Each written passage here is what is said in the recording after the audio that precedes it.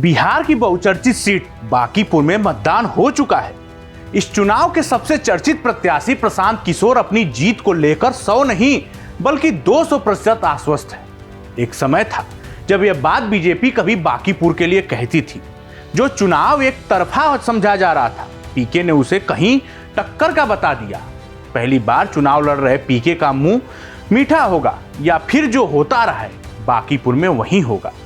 मतलब बीजेपी जीत जाएगी या प्रशांत किशोर खेल करेंगे।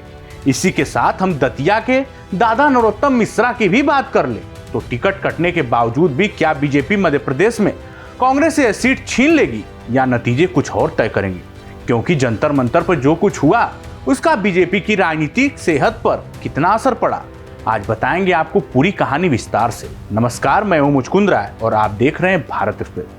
प्रधानमंत्री नरेंद्र मोदी का संसदीय क्षेत्र वाराणसी, बीते कुछ दिनों से बड़ी तैयारी हो रही थी। सारा प्लान पीएमओ से ही तय हुआ था, मंच सज चुका था। संत रविदास की जयंती के बहाने बीजेपी की तैयारी यूपी और पंजाब के दलित वोटरों को जोड़ने की है। इस तैयारी के सूत्रधार यूपी के मुख्यमंत्री योगी आदित्यनाथ वाराणसी पहुंचे थे। इस कार्यक्रम में जाना तो बीजेपी के राष्ट्रीय अध्यक्ष नितिन नवीन को भी था, लेकिन पटना से बनारस के लिए निकले ऐन वक्त पर इनकी कार्यक्रम रद्द हो गए।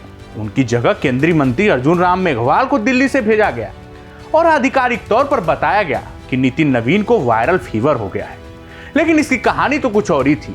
कहानी यह है, बांकीपुर को लेकर कोई रिस्क वे लेना नहीं चाहते, सो वहीं डटे रहे। बूथ मैनेजमेंट में मुकाबले में कोई और होता तो शायद नितिन नवीन को रुकने की जरूरत नहीं पड़ती, पर पीके फैक्टर ने मामला थोड़ा टाइट कर दिया है। सो मैदान छोड़ना आसान नहीं था। वोटिंग से एक रात पहले भी खूब गर्मा गर्मी रही। आरोप तो यहां तक लगे कि पुलिस ने जनस्वराज के 20 से ज्यादा लोगों को गिरफ्तार किया। बिना कारण दिए उन्हें कहां ले जाया गया और कहां रखा गया, इसकी किसी को खबर तक नहीं। यह मामला बांकीपुर के जक्कनपुर थाने से जुड़ा था, जिसको लेकर पीके कल देर रात घंटों वहां थानेदार के साथ बैठे रहे। आज वोटिंग के दिन भी वो कहते दिखे कि यहाँ बीजेपी नहीं पुलिस चुनाव लड़ रही है और जहां बीजेपी के खिलाफ वोटिंग हो रही है, जनस्वराज के एजेंट को पकड़ा जा रहा है।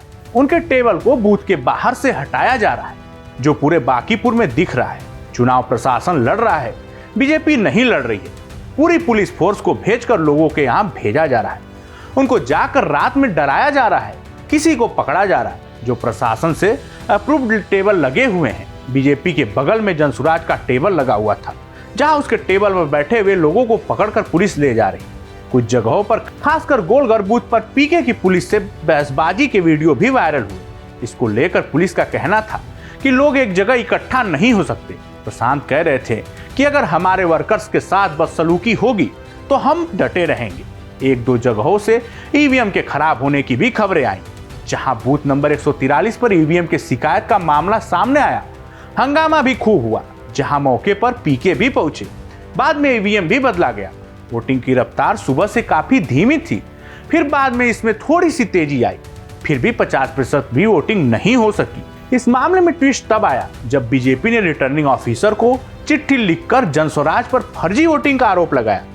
पीके बोले, बीजेपी को इस तरह परेशान होता देख उन्हें अच्छा लग रहा है। सवाल बांकीपुर में एक ही था कि बदलाव चाहिए या फिर जो चल रहा है ठीक है। यहाँ के लोगों ने बदलाव के लिए वोट दिया, फिर स्टेटस के लिए ये तो इस चुनाव की जीत हार तय करेगी। बीजेपी यहाँ अपने सांगठनिक ताकत और पारंपरिक वोट बैंक के इस दौरान मैदान में। वो आरजेडी को अपना सामाजिक आधार और स्थानीय समीकरण से प्रशांत किशोर नए विकल्प के रूप में खुद को पेश कर रहे हैं। पिछले 30 बरस से बीजेपी इस सीट पर कभी नहीं हारी। वोट भले इस सीट पर कम पड़े रहे, मगर बीजेपी हमेशा से बड़ी मार्जिन से जीतती रही है। यही वजह है कि सम्राट चौधरी, जो बिहार के मुख्यमंत्री हैं, इस सीट को लेकर कहते रहे कि हम किसी को खड़ा कर देंगे तो वह जीत जाएगा। पीके ने इसे एक बड़ी मुद्दा बनाया। क्या विधानसभा सीट किसी की बकौती हो सकती है? वैसे बिहार की प्रमुख विपक्षी पार्टी तो आरजेडी है।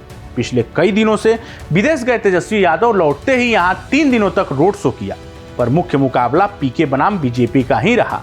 पीके लड़े तो जरूर, पर पलड़ा बीजेपी का ही भारी रहा। वैसे कहा जाता है कि इस उपचुनाव में आमतौर पर सरकार का ही होता है, मतलब जिस पार्टी की सरकार हो उसे बढ़त रहती है। पूरी ताकत जब भारतीय जनता पार्टी से बड़ा संगठन किसका है दतिया में? कैसी बात कर रहे हो आप? सबसे मजबूत संगठन भारतीय जनता पार्टी का है एक बूथ तक, पेज तक ब्रांच है भारतीय जनता पार्टी के पास में। आप स्वयं स्टार प्रचारक देखो, हैं। उपचुनाव की जहां तक बात करते हो, उपचुनाव पूरे प्रदेश में एक ही हो रहा है। उपचुनाव जब भी इस तरह से 1 या 2 हुए हैं, हम हर उपचुनाव में गए। कांग्रेस की तैयारी नहीं कर रही है। भारतीय जनता पार्टी चुनाव तो ऐसे ही लड़ती है, चाहे पश्चिम बंगाल का हो, चाहे दिल्ली का हो, चाहे बिहार का हो, चाहे महाराष्ट्र का। हम चुनाव को चुनाव के तरीके से लड़ते हैं, चुनाव की गरिमा से लड़ते हैं, अनर्गल प्रलाप नहीं करते कांग्रेस की तरह। दतिया में ऐसा दावा किया जा रहा है। मैं कोई भी पद लेना नहीं चाहता हूँ, मैं कार्यकर्ता बन के रहना चाहता हूँ। पार्टी काम देती रहे, ये मेरी इच्छा है। जैसे चुनाव हारने के बाद उन्होंने मुझे न्यू ज्वाइनिंग टोली का संयोजक बनाया था, जैसे जब महाराष्ट्र का चुनाव आया तो उन्होंने चुनाव में भेजा एक कार्यकर्ता के रूप में, जैसे दिल्ली का चुनाव आया कार्यकर्ता के रूप में भेजा, जैसे बिहार का चुनाव आया मेरे को बिहार में भेजा। इसी तरह से मैं काम मेरे को मिलता रहे पार्टी का, पद कोई नहीं चाहता के स्वभाव में है। सिर्फ छपने के लिए ये सब करते हैं, प्रमाण कभी आज तक कुछ नहीं दिया। तो इस हिसाब से दतिया में भी बीजेपी को बढ़त होनी चाहिए। दतिया की पहचान वैसे तो मां पीताम्बरा देवी की वजह से है, पर राजनीतिक रूप से इसे नरोत्तम मिश्रा के कारण भी सभी लोग जानते हैं। वहीं नरोत्तम जिनका टिकट कटा तो दिल्ली से लेकर बलिया और भोपाल तक खूब बवाल हुआ। नरेंद्र मोदी के राज में पहली बार ऐसी बगावत देखी गई जब पार्टी के ऑफिस पर ही बीजेपी के बागी नेताओं ने कब्जा कर लिया। यहां से बीजेपी ने संगठन के नेता आशुतोष तिवारी को टिकट दिया तो कांग्रेस ने घनश्याम सिंह को कैंडिडेट बनाया। घनश्याम सिंह 2 बार विधायक रहे हैं, एक बार दतिया से तो दूसरी दफा सेवड़ा से। राज परिवार से इनका ताल्लुक है। मध्य प्रदेश की राजनीति में मुख्यमंत्री मोहन यादव और नरोत्तम मिश्रा अलग अलग गुट के माने जाते हैं, लेकिन दोनों ने चुनाव प्रचार में खूब पसीना बहाया क्योंकि दोनों की प्रतिष्ठा दांव पर है। बीजेपी से जो लड़ रहे हैं उनकी हार का मतलब मोहन यादव की हार, और अगर ऐसा हुआ तो फिर ये कहानी भी बाहर निकलेगी कि टिकट कटने से नाराज नरोत्तम मिश्रा ने खेल खराब कर दिया। पर नरोत्तम कह रहे हैं कि जीत तो तय है। कांग्रेस का ये हताशा निराशा का परिचय है।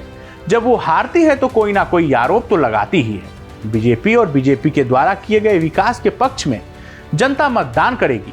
वैसे तो बिहार और मध्य प्रदेश के इन दोनों उपचुनावों से राज्य सरकार को सेहत पर कोई असर नहीं पड़ेगा, पर बीजेपी के राष्ट्रीय अध्यक्ष नितिन नवीन के लिए यह नाक का सवाल है, तो मोहन यादव के लिए भी नाक से कम नहीं। बात कर लें इसके नतीजों की तो 3 अगस्त को आएंगे। इसको लेकर यह देखना दिलचस्प होगा कि इस बार राजनीति में नई कहानी किसकी बनती है और बिगड़ती है। अगर पीके नहीं जीत पाए तो आगे क्या करेंगे। इस जानकारी में फिलहाल इतना ही। ऐसे ही तमाम खबरों के लिए देखते रहिए भारत एक्सप्रेस।